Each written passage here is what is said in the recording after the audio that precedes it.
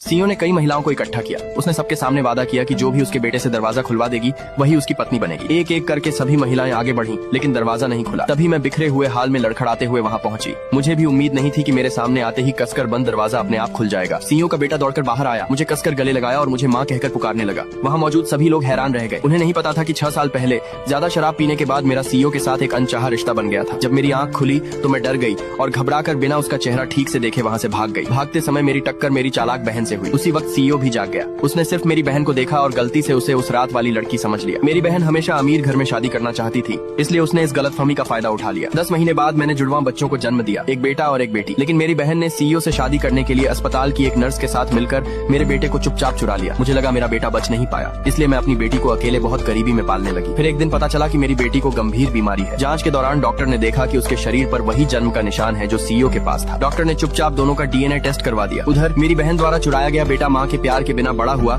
इसलिए वह बहुत चुप और अकेला रहने लगा। वह अक्सर सीईओ से कहता था कि उसे उसकी छोटी बहन ढूंढ कर दे। जब सीईओ समझ नहीं पा रहा था कि क्या करे, तभी डॉक्टर का फोन आया और उसने बताया कि उसकी एक बेटी भी है। पहले तो सीईओ को यकीन नहीं हुआ, लेकिन जैसे ही उसने मेरी बेटी की फोटो देखी, वह अपनी दौलत लेकर हमें ढूंढने निकल पड़ा। लेकिन तब तक मैं अपनी बेटी के इलाज का खर्च नहीं उठा पाने की वजह से अस्पताल छोड़ चुकी थी। इस तरह हम फिर एक बार एक दूसरे से चूक गए। डॉक्टर ने सीईओ को बताया कि 3 दिन बाद मैं अपनी बेटी को फॉलो अप चेकअप के लिए वापस लाऊंगी। इसी बीच उसका बेटा गलत समझ बैठा कि सीईओ उसकी बहन को ढूंढना नहीं चाहता। गुस्से में उसने खुद को कमरे में बंद कर लिया और फेस रिकॉग्निशन सिस्टम लगा दिया। उसने कहा कि सिर्फ उसकी माँ और बहन ही दरवाजा खोल सकती है। सीईओ के दादाजी घबरा गए और उन्होंने तुरंत सीईओ को अपने पोते की मदद करने का आदेश दिया। उसी समय मुझे पता चला कि सीईओ के घर में नौकरी के लिए लोगों की भर्ती हो रही है। अपनी बेटी के इलाज के लिए पैसे जुटाने के लिए मैं साइकिल चलाकर जल्दी वहाँ पहुंची। मुझे बिल्कुल उम्मीद नहीं थी कि जैसे ही मैं उस बंद दरवाजे के सामने खड़ी हुई, फेस रिकॉग्निशन सिस्टम अपने आप खुल जाएगा। सीईओ ये देखकर पूरी तरह हैरान रह गया और उसने मुझे तुरंत नौकरी पर रख लिया। काम खत्म करने के बाद मैं जल्दी घर लौटी, लेकिन देखा कि मेरी बेटी को तेज बुखार था। मैं उसे रातों रात अस्पताल लेकर भागी। उसी समय सीईओ भी उसी अस्पताल पहुंचा। लेकिन मुझे क्या पता था कि मेरी चालाक बहन पहले ही अस्पताल में लोगों को भेज चुकी थी, ताकि मुझे और मेरी बेटी को हमेशा के लिए इस शहर से बाहर निकाल दिया जाए।